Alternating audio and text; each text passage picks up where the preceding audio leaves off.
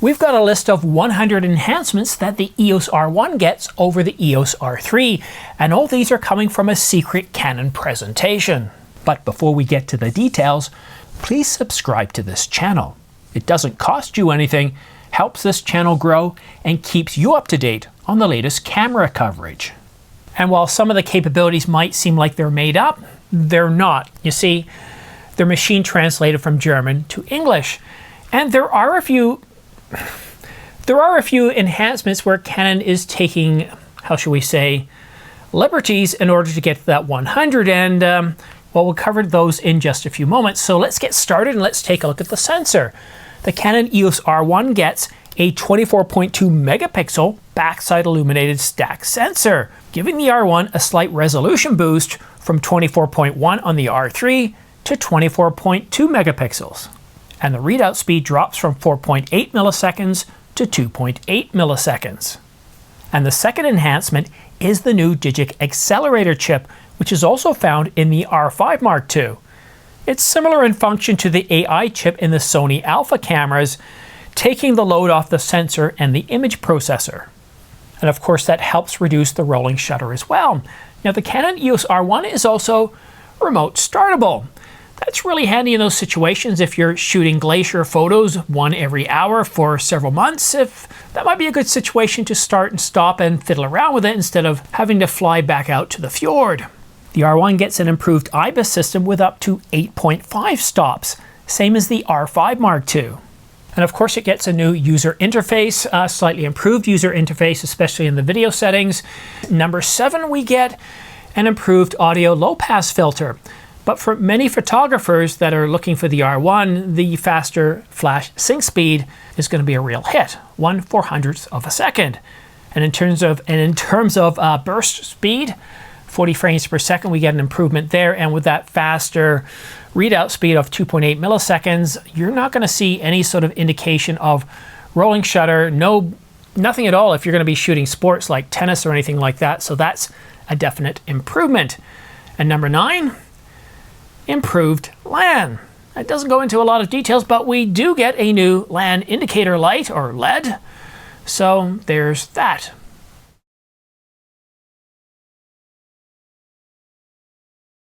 So for the next 10 enhancements of the R1 over the R3, they're a little bit on the technical side. So if you don't consider yourself a camera geek, you might want to use the chapters down below to skip to the next 10. And these are a little bit so technical that I didn't even bother to memorize them. So let's go ahead and take a look and see which ones they are. Yes, so we have an advanced flash adjustment in the menu system that we have. And this is interesting. We're seeing faster LAN, and on the previous section we saw more reliable LAN. Remember when I said that Canon is kind of playing tricks to get to 100? This is one of those. So faster LAN and more reliable LAN. I would put these into the same one, but that's how we get to 100. And again, I'm not making this up. I'm not clickbaiting. This is coming directly from Canon, at least in one of their presentations. So let's go ahead and see the other ones. What do we have? Okay, faster Wi-Fi. Yeah, okay, so we all know it's going to support Wi-Fi 6, correct? That's a capability I'm giving away later on. So faster Wi-Fi is one capability or one enhancement over the R3, being Wi-Fi 6 is the technical or the quantitative of the qualitative. It's silly, but I told you right at the beginning, Canon is playing a little bit fast and loose with some of these. I would say at the end of the day, we've got about 93, let's say a solid 90 enhancements, where some of them are just Canon's way to get us to 100. Number 14, flash sync speed priority, provides us with the fastest shutter speed when using a flash to ensure optimal exposure. And number 15 is a more reliable Wi-Fi. Faster Wi-Fi, more reliable Wi-Fi, and Wi-Fi 6 coming up, or at least Wi-Fi 6 compliant. Yeah, okay, so yeah, like I said, I told you there would be some overlap. So let's go on to something completely different for number 16. And we have the ability of the Canon EOS R1, just like the R5 Mark II, to provide a variable burst speed. Number 17 is electronic shutter flash, with number 18 being dual FTP, but it's number 19, that's the biggest one, and that's pre-capture shooting for both video and stills. And this is a really big deal. So if you hold down that shutter button, it's going to continuously capture at the frame rate that's specified. Now, if it's 40 frames per second, it's 40 frames per second. If it's 20, it's 20. But it's not actually saving it to your dual CF Express Type E card slots. A definite improvement over the R3. It's actually keeping it in memory. And then once you fully press that shutter button, it's going to take the last, I guess, 30 or 15 frames. I can't remember. I think it's about 3 to 5 seconds that it captures. And it's going to dump those to the cards. And where this is really remarkable, whenever you're shooting something that's moving fast, or you're doing birds, which can be very stationary and then move suddenly, the amount of times that we press the shutter button a bit too late, it solves that problem. It's a really big deal. I played around with it a little bit myself, and I can definitely see the benefits to it. But when it comes to video, I don't enable it. I just enable it on one of my shooting modes on the R5 Mark II if I'm doing certain wildlife and I want to have that pre-capture shooting. But again, this is one of those things that's a little bit dangerous because you're going to end up with thousands of images by the time you get back to your home office. And number 19, the R1 has a wider anti-flicker frequency of 50 to 8,193.7 Hertz. This wide range allows the R1 to detect and adjust the flicker across a broad spectrum than previous models, such as the R3, which had a more limited flicker detection range.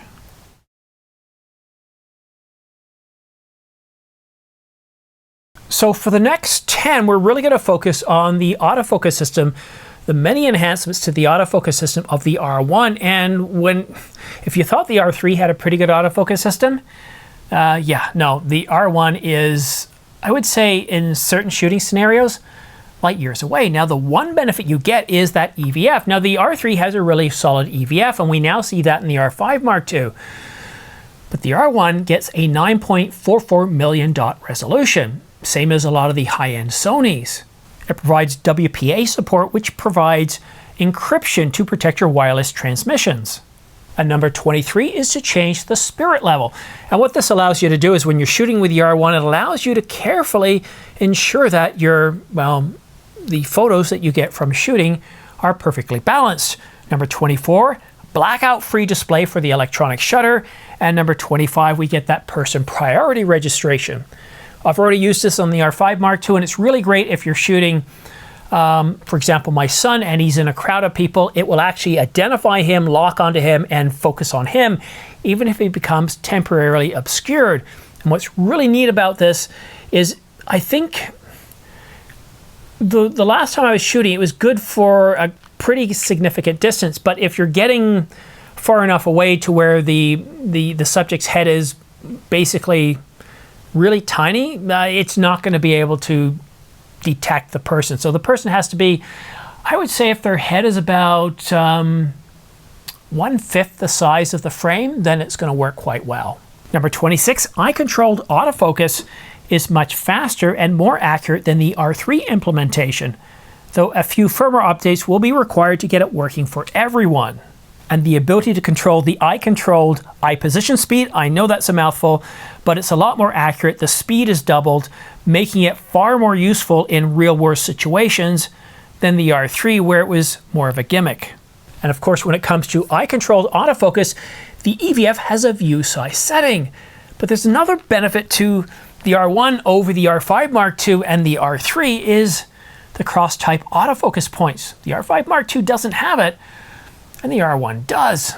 And these benefits are largely due to the digic accelerator chip, providing a much faster, a much more accurate autofocus system that will even lock on to a person that has a ball. So for basketball, soccer, and I can't remember, I think it's volleyball, whoever has the ball, that's the face that the camera's going to lock onto. So there's an awful lot of enhancements into the autofocus system in this camera. The digic accelerator chip really helps out. I think that was the second item we talked about. And of course, having this intelligent autofocus system is really dependent upon that digic accelerator chip.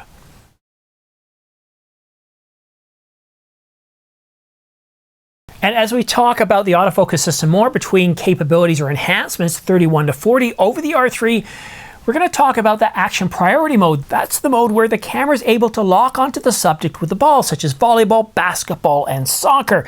And the capabilities of the R1 and the R5 Mark II is really, really incredible. And of course, because it has cross-type autofocus points, if the camera isn't horizontal or vertical, it's still going to lock on and do a good job, giving us much improved subject detection and tracking, and of course the ability to save or recall autofocus settings. And the R1, like the R5 Mark II, provides new autofocus case structures, which is greatly simplified over previous renditions. And for number 35, it's a bit of a repeat. Improved tracking. Remember how I said we had about 90 useful ones out of 100?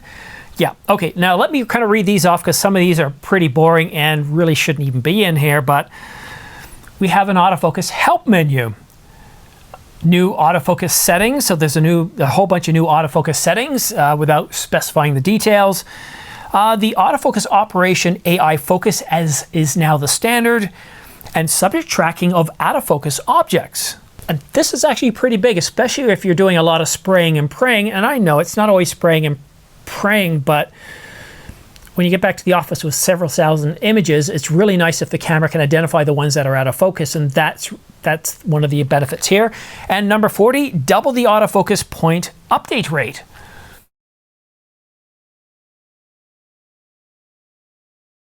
So while the last 10 talked about or focused on autofocus, it's not really a surprise that the Canon EOS R1 has another 10 capabilities that are primarily focused on autofocus. Number 41, blur detection of out-of-focus images during playback. I kind of already mentioned that when I was talking about 40 before, but that's really handy. So as you're quickly going through and you're trying to figure out which are the good ones that you want to upload, that you want to send to whoever you work for, that's kind of handy. Now, really, I'd like to see none of them out of focus, and it would be amazing if the camera could record information that would allow you in post to bring everything back into focus.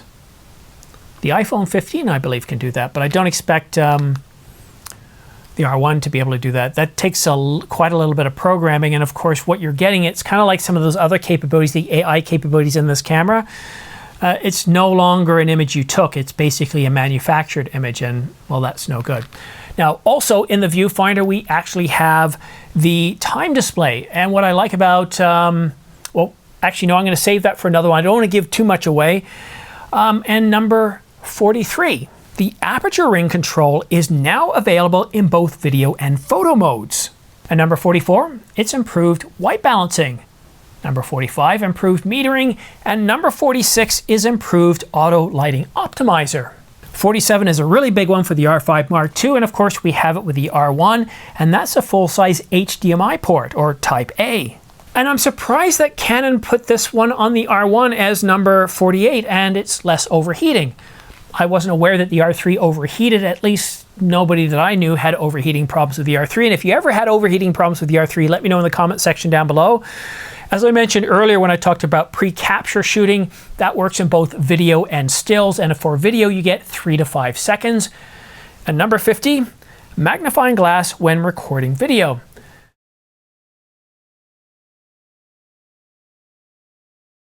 And while most people buying the Canon EOS R1 are buying it as photographers, more and more photographers are actually using the video settings. Now sometimes it's just 8-bit, sometimes it's 10-bit, and one of the benefits of the R1 is you can now record in 10-bit without recording logs, so that's really helpful for a lot of people. And even I find it useful when doing product shots. Another capability you get with the R1 over the R3 is video custom picture setting. And of course Canon Log 2 along with proxy recording and the ability to live stream for 52, 53 and 54. And of course inbuilt you now have the ability to support those power zoom lenses, the lenses that have the Z at the end of it.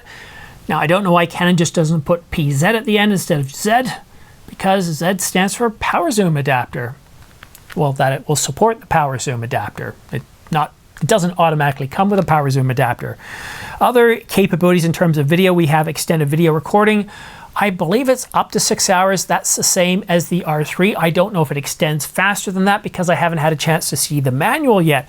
We also have HDR movie recording mode, and of course we have a bunch of video profiles. But one of the big things I see about 59, and that's in-camera LUT application support, but 60 is the really big one, and we have so many more video recording modes.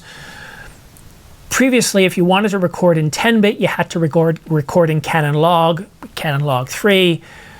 With the R5 Mark II as well as the R1, you can choose to record in 10-bit. You don't have to record in log. You can record in H.265 or H.264.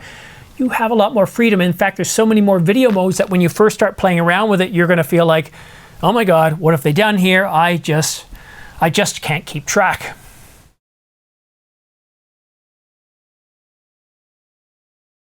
And enhancements 61 to 70 of the R1 over the R3 continue with video specifications. I kind of talked about 61 when I was talking about 60, but I'm going to give you a little bit more detail here.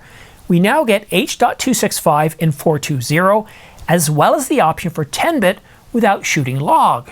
We have focus breathing compensation and 4-channel audio like the R5 Mark II. But another capability, and for a minute there I thought I wasn't recording because the R5 Mark I doesn't have a tele light. But the R1, like the R5 Mark II, does have a tele light. The only question I have is, do you also see that rectangular tele light in the EVF and the LCD like you do with the R5 Mark II? I certainly hope so. Now, if that was true, I kind of expect Canon to list those off as 103, 101, and 102, but they didn't, so I'm not really sure until I get a copy of the manual. The R1 has the ability to embed standardized metadata into the image and video files using metadata or NewsML G2. Number 67 is false colors, but there's no mention of waveforms. It doesn't mean it doesn't have it, but without the manual or any information from Canon, it's really hard to say. I couldn't imagine they'd put it in the R5 Mark II, but then leave it off the master of everything and the jack of all trades? Nah, Canon wouldn't do that, would they? Like the R5 Mark II, the R1 gets a repositioned microphone to reduce wind noise. And you can record both video and stills at the same time, although the resolution, there's a big caveat here, you can only record in 10-bit, you can only record in 1920 by 1080, maybe 2K as well, but definitely not 4K or 6K oversampled 4K. And according to Canon, it has an improved folder structure for video. Though some aren't too happy with this, and I have to admit it's taken me a little while to get used to the new folder structure, but after using it for a couple of weeks, I gotta say I'm kind of getting used to it, and it makes a little bit more sense, although it's still a little bit annoying.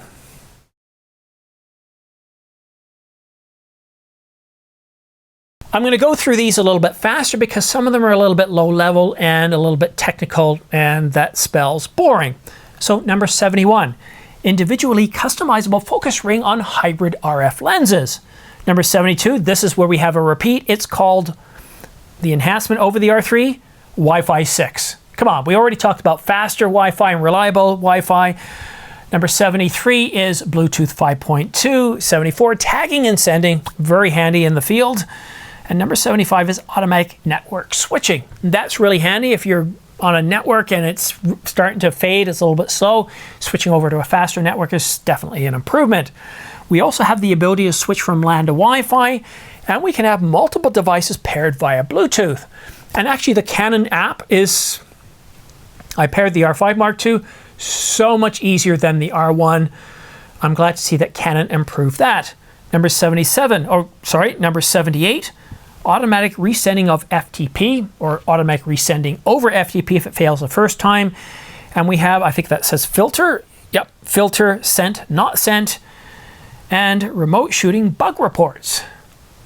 That can be handy, especially if we spent a lot of time shooting an awful lot of things. All right.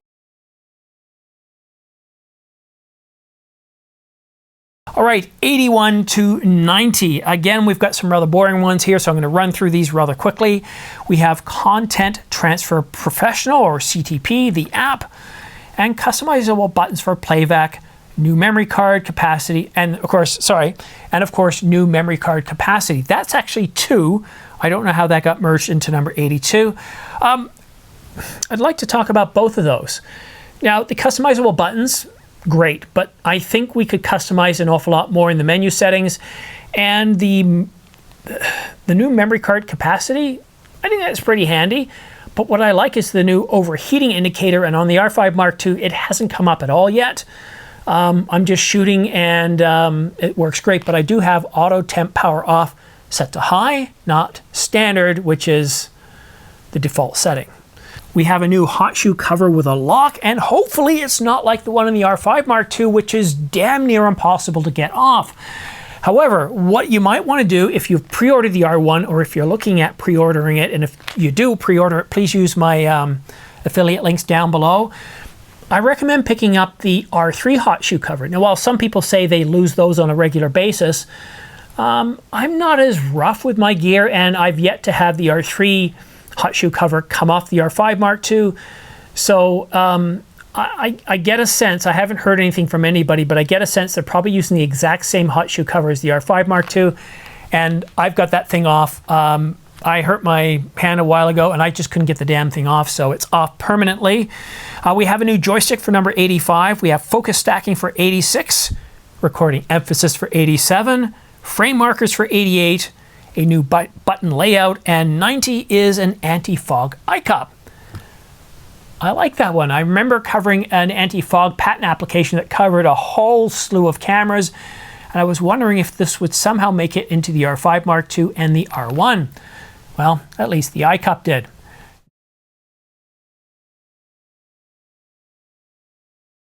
Now we're getting down to the final 10. And well, 91, this is a good one. That multifunction hot shoe, it's a really nice capability. But again, if you like that your R1, your R5 Mark II, all these cameras are weather resistant, then if you're going to be out shooting in the elements, definitely have that hot shoe cover in place. Have all your ports covered, because if you're not, then you're reducing the IP rating, although they don't tell us what the IP rating is, but trust me, you're reducing it. Number 94 is a new eye cup lock, and we have a diopter lock.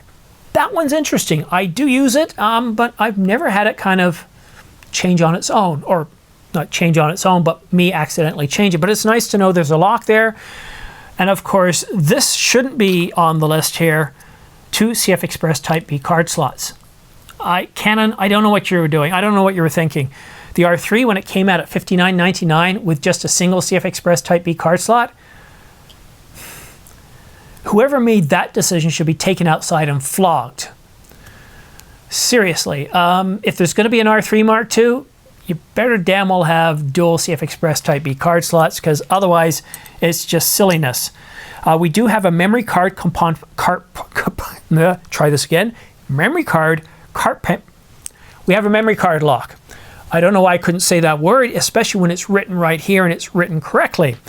We have a hand strap holder, improved leather trim, and of course, oh, I did say this earlier, a tally lamp for the EVF, but we have the tally lamp on the EVF, the LCD, and of course, the light on the front, which is really, really handy.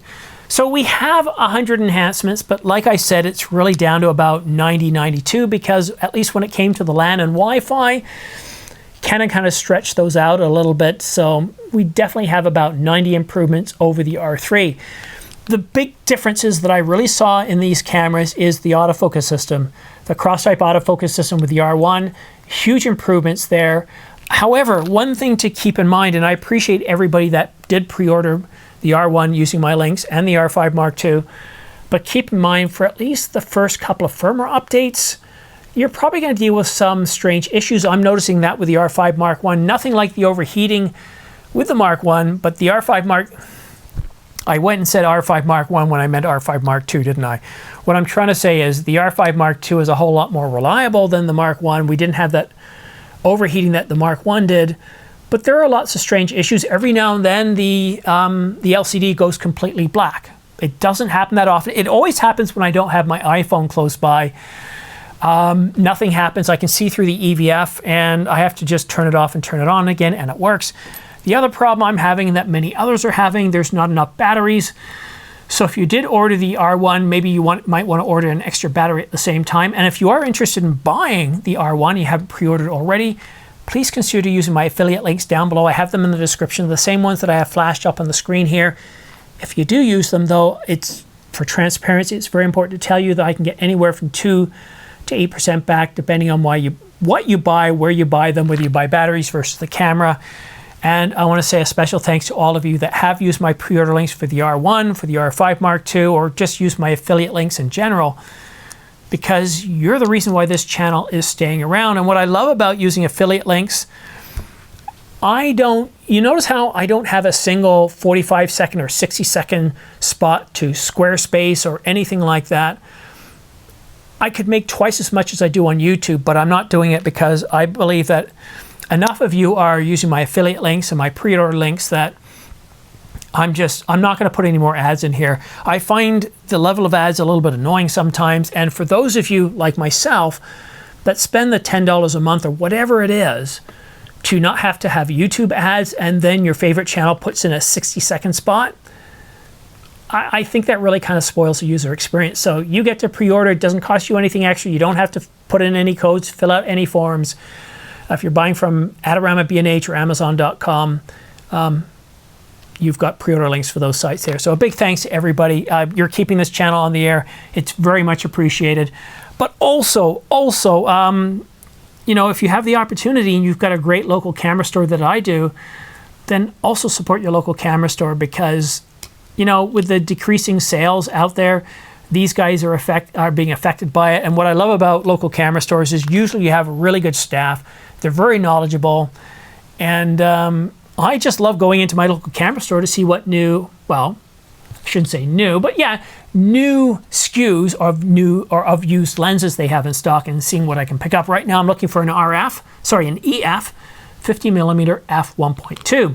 But that's it for now. I'm starting to lose my voice. It's Monday and I'm recording this in the evening, hoping that I can get it edited and out by Tuesday morning.